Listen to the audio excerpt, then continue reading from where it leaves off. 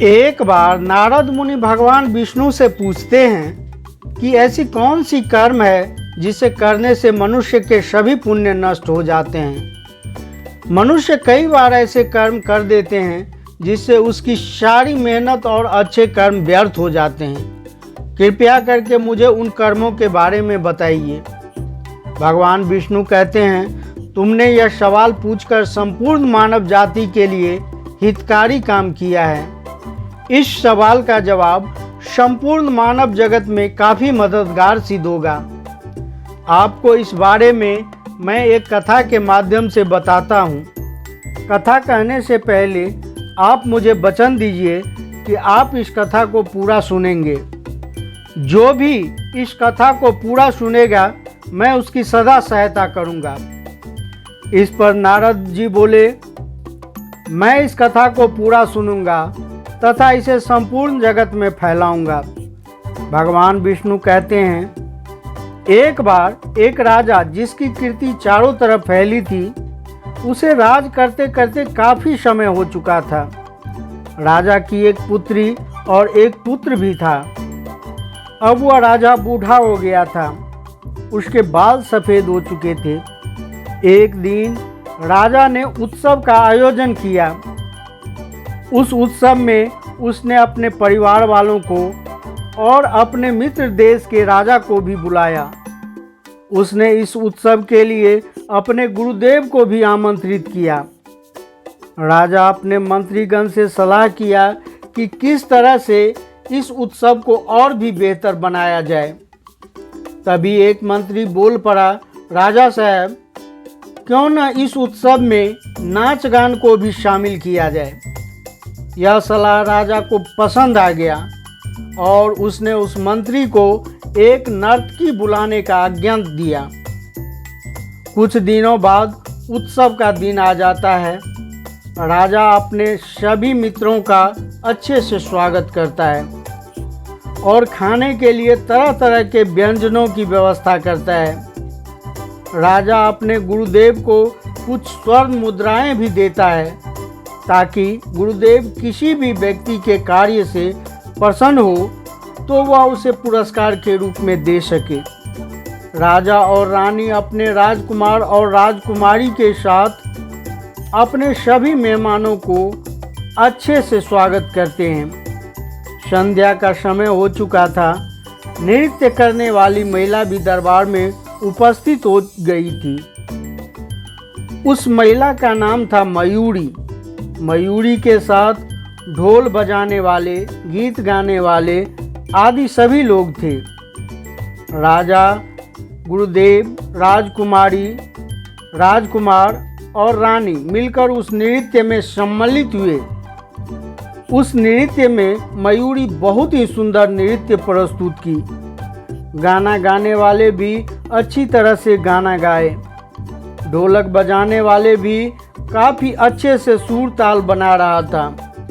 सभी लोग काफ़ी आनंदित होकर उस उत्सव का आनंद ले रहे थे। नृत्य का यह आयोजन पूरी रात चला और अब सुबह होने वाली थी।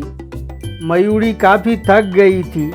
साथ ही साथ ढोल बजाने वाले और संगीतकार भी थक चुके थे। ढोल बजाने वाले को नींद आने लगा था। वह जमाइयाँ ले रहा था। जैसे ही मयूरी का ध्यान ढोल बजाने वाले पर पड़ा तो वह काफ़ी डर गई। उसने सोची कि अगर इस आयोजन में कोई गलती हुई तो हो सकता है राजा हमें कोई दंड दे। वह ढोल बजाने वाले को सीधा चेतावनी नहीं दे सकती थी, इसलिए उसने संकेत करने के लिए संगीतकार की जगह खुद ही एक दोहा गाई। दोहा कुछ इस प्रकार था, घनी गई थोड़ी रही, या में पल पल जाए, एक पलक के कारणे यूं न कलंक लगाए। देखा जाए तो इसका अर्थ यह है कि बस थोड़ा सा समय रह गया है, केवल कुछ ही क्षण की बात है। एक पलक के कारण यानी एक छोटी सी चूक के कारण अपने ऊपर कलंक मत लगाओ। ढोलक बजाने वाला समझ गया और वह सतर्क हो गया उसने सही से ढोल बजाना शुरू कर दिया। ढोलक बजाने वाले के साथ साथ वहाँ पर बैठे सभी दर्शकगण ने उस दोहे का अलग अलग अर्थ लगाना शुरू कर दिया।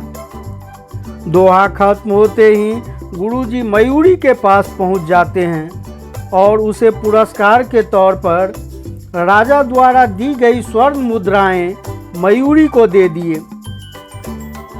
राजा समझ जाता है कि गुरुदेव मयूरी से प्रसन्न हैं, लेकिन अगले ही पल जब राजकुमारी मयूरी के पास जाती है और उसे दोहा सुनाने के बदले अपना 9 लखा हार दे देती है तो राजा चौंक जाता है। मित्रों, फिर भगवान विष्णु कथा को आगे बढ़ाते हुए कहते हैं, वहाँ पर उपस्थित सभी लोग इस बात को जानने के लिए उत्सुक थे कि मयूरी के उस दोहा गाने से पहले किसी ने उसे कोई पुरस्कार नहीं दिए, लेकिन उस दोहे के बाद राजकुमारी और गुरुदेव ने उपहार दे दिए। लोगों के मन में यह दुविधा था कि अचानक यह सब कैसे हो गया, उस दोहे में कौन सा रहस्य छिपा हुआ है। इतने में राजकुमार भी उठता है और अपना मुकुट उतारकर मयूरी के कदमों में रख देता है। सभा में उपस्थित सभी राजा, ढोलक बजाने वाला, संगीतकार और बाकी अन्य लोग यह देखकर चौंक जाते हैं कि राजकुमार ने अपना मुकुट अर्थात अपनी प्रतिष्ठा मयूरी को दे दी। इस पर राजा नृत्य को रोकते हैं और राजकुमार से पूछते हैं, पुत्र, तुमने आज अपना मुकुट मयूरी के चरणों में रख दिया। यह देखकर मैं काफ़ी चौंक गया कि मयूरी ने तो अपना कार्य किया है, इसके बदले में तुमने इतना बेशकीमती चीज उसे दे दिया है। पुत्री राजकुमारी, तुम्हें क्या हो गया है? सामान्य से इस नाच के लिए तुमने मयूरी को अपना 9 लखा हार दे दिया है। क्या तुम जानते भी हो उस हार की कीमत कितनी है? तब राजा ने अपने गुरुदेव से कहा, मेरे पूज्य गुरुदेव, इस आयोजन में कितने लोगों ने सहयोग किया, जैसे हलवाई, सजावट करने वाला, खाना परोसने वाला इत्यादि, लेकिन आपने एक नृत्य करने वाली लड़की को मेरे द्वारा दी गई सभी स्वर्ण मुद्राएं दे दी। मैं इसके पीछे का कुछ भी मतलब नहीं समझ पा रहा हूँ, कृपया मुझे इसका कारण बताएं। गुरुदेव कहते हैं कि मैं इसके दोहे से प्रसन्न होकर अपनी कीमती चीज यानी स्वर्ण मुद्राएं मयूरी को दे दिया। राजकुमार कहता है कि इस दोहे ने तो मेरा जीवन ही बदल दिया, इसलिए मैंने अपना सबसे मूल्यवान चीज अर्थात सोने का मुकुट इसे दे दिया। फिर राजकुमारी कहती है कि इसके एक दोहे की वजह से आज मेरा संपूर्ण जीवन बदल गया, इसलिए इसके बदले मैंने मयूरी को अपना 9 लखा हार दे दिया, जो मेरे लिए सबसे कीमती चीज़ थी। राजा गुस्से से चिल्लाता है और मयूरी से कहता है कि एक दोहे के बदले तुम जैसी सामान्य नाच करने वाली लड़की सबको लूट लिया, तुम्हें शर्म आनी चाहिए। मयूरी बोली, राजा साहब, इसमें मेरी कोई गलती नहीं है, मैं कुछ समझ नहीं पा रही हूँ। तब गुरुदेव ने कहा, तुम इसे एक सामान्य नृत्य मत कहो, आज यह मेरी गुरु बन गई। इसकी एक दोहे ने मेरी आंखें खोल दी है और मैं जानता भी नहीं हूँ कि मैं इसका शुक्रिया कैसे अदा करूँ। इसके ज्ञान के बदले में स्वर्ण मुद्राएं तो कुछ भी नहीं है। जब मयूरी ने यह दोहा कहा, घनी गई थोड़ी रही या में पल पल जाए, एक पलक के कारणे यूं न कलंक लगाए, तो वह मुझे कहना चाहती थी कि मैंने सारी जिंदगी तपस्या की, साधना में लगाया, लेकिन इस अवस्था में जब मेरी मृत्यु होने वाली है तब मैं लड़कियों का मोजरा देख रहा हूँ। इसका अर्थ है मेरे पूरे जीवन की मेहनत केवल और केवल एक छोटे से कार्य की वजह से बर्बाद हो जाएगी और मेरे मुंह पर कलंक लग जाएगी कि मैं एक अभद्र इंसान हूँ। राजा साहब, मुझे यहाँ बुलाने के लिए धन्यवाद, लेकिन अब मैं यहाँ से जा रहा हूँ। ऐसा बोलकर गुरुदेव उस सभा से चले गए। अब राजा अपने पुत्र की तरफ देखकर कहा, पुत्र, तुम तो साधु नहीं हो। तुमने आखिरकार मोजरा देखने पर अपना मुकुट, जो कि प्रतिष्ठा की निशानी है, वह मयूरी को क्यों दे दिया?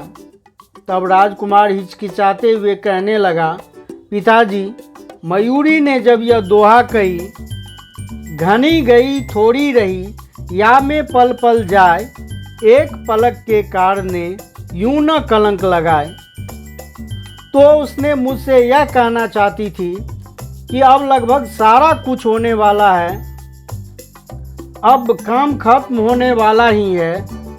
थोड़े से के लिए मुझे अपने धैर्य और श्रम को बनाए रखना चाहिए, वरना मेरे ऊपर सारे कार्य को करने के बाद भी केवल एक छोटी सी गलती की वजह से कलंक लग सकता है।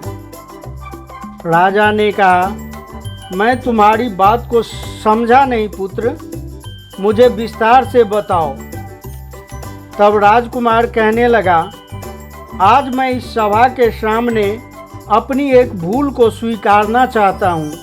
पिताजी, आप बूढ़े हो गए हैं, आपके बाल भी पक चुके हैं, लेकिन अभी तक आपने मुझे सिंहासन नहीं दिया, अभी तक आपने मुझे राजा नहीं बनाया। मैं अभी तक यहाँ का राजकुमार ही हूँ, इसलिए राज्य की लालच में मैं सिपाहियों के साथ मिलकर आज रात ही आपको मारने की योजना बनाई थी, लेकिन मयूरी की एक दोहे की वजह से मैं इस पाप से बच गया।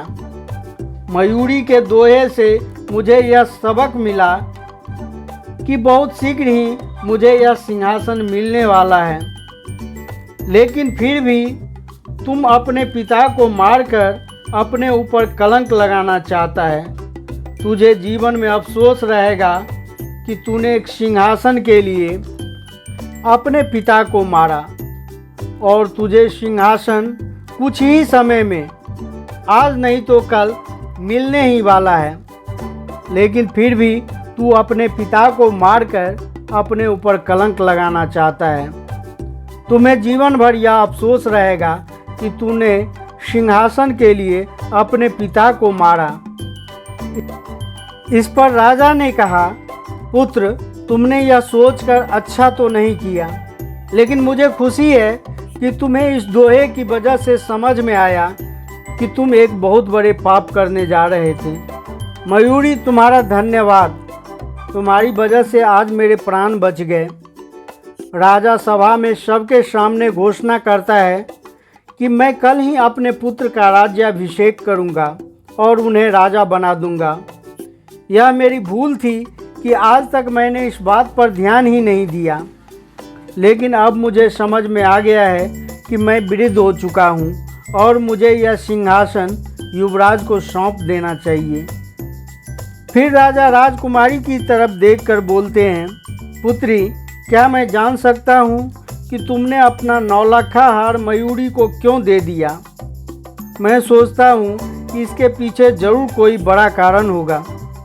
इस पर राजकुमारी जवाब देती है, पिताजी, मैं भी भैया की तरह ही मयूरी के दोहे की वजह से एक भयंकर अपराध करने से अपने आप को रोक पाई हूँ। अब मेरी उम्र हो गई है विवाह करने के लिए, लेकिन आपका तो ध्यान ही नहीं जा रहा था मेरे विवाह की तरफ। इसलिए मैंने फैसला किया कि आज रात को गांव के ही एक व्यक्ति के साथ भाग जाऊंगी। लेकिन मयूरी के दोहे ने समझाया कि अभी तक मैंने इतना धैर्य रखा है, तो मुझे कुछ और धैर्य रखना चाहिए। पिताजी, आप मेरा विवाह किसी अच्छे घराने में अवश्य ही कर देंगे। इस पर राजा ने कहा, तुम्हें एक बार मुझसे बात करना चाहिए था।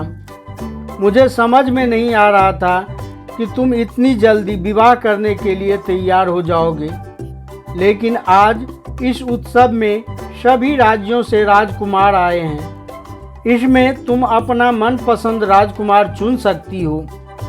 मैं उसी राजकुमार से तुम्हारे विवाह की बात करूँगा। पुनः भगवान विष्णु बोले, देखा नारद मुनि, किस तरह से एक छोटे से फैसले की वजह से मनुष्य के सारे पुण्य कर्म धुल रहे थे। किस तरीके से राजकुमार का किया हुआ इंतजार, राजकुमारी का किया हुआ इंतजार और गुरुदेव का किया हुआ तपस्या साधना केवल एक छोटे से फैसले की वजह से खत्म होने वाला था। नारद मुनि गलत फैसले की वजह से पूर्व में किए गए मनुष्य के अच्छे कर्म व्यर्थ हो जाते हैं और उसका कोई फायदा नहीं रह जाता है। तब नारद मुनि कहते हैं, हे प्रभु, संसार का इतना बड़ा अनमोल ज्ञान देने के लिए आपका धन्यवाद।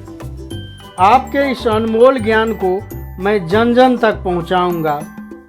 दर्शक बंधु, यह कहानी आपको कैसी लगी? अपना कीमती राय कमेंट में अवश्य लिखिए। साथ ही वीडियो को लाइक तथा शेयर और चैनल को सब्सक्राइब अवश्य करें। मिलते हैं अगले वीडियो में एक नई ज्ञान चर्चा के साथ। वीडियो के अंत तक बने रहने के लिए धन्यवाद। जय हिंद, जय भारत।